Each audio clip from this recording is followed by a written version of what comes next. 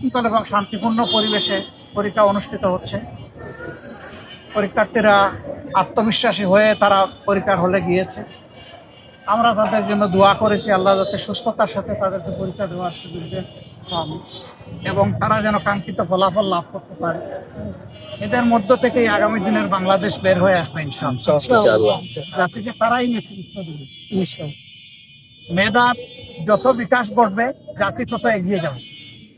আগামীতে আমরা আর রাজনীতিকে প্রাধান্য দিয়ে সরকার পরিচালিত হোক, দেশ পরিচালিত হোক, এটা চাই না। আমরা চাই মেধাকে প্রাধান্য দিয়ে। এটা জুলাই আন্দোলনের অন্যতম দাবি ছিল, প্রধান দাবি। আমরা সেই মেধাবীদের ম্যাচ দেখে এসেছি। আল্লাহ তাআলা তাদেরকে সাহায্য করুন, পরীক্ষায় সহজ হোক তাদের জন্য এবং কাঙ্ক্ষিত সফলতা তারা পাক।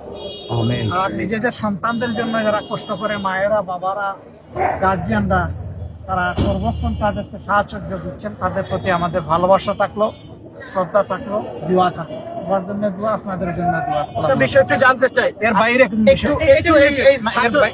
শিক্ষার্থীদের বিষয় আমরা দেখলাম চট্টগ্রামের ঘটনা এক ধরনের আধিপত্য বিস্তারের চেষ্টা করা হয়েছে, শক্তি প্রদর্শন করা হয়েছে।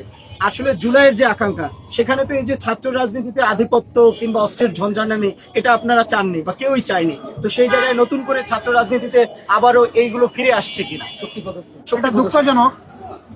সারা বাংলাদেশের চিত্র একরকম নয়, তবে সামান্য কোনো জায়গায় এটা ঘটুক, এটা আমরা কামনা করি। ওখানে যাবে তারা জ্ঞানের চর্চার জন্য, ওখানে যাবে কেন তারা রক্ত ঝরানোর। এই রক্ত যারই জোরক, সে তো আমারই সন্তান। আমি দেখতে চাই না যে ও কোন দলের।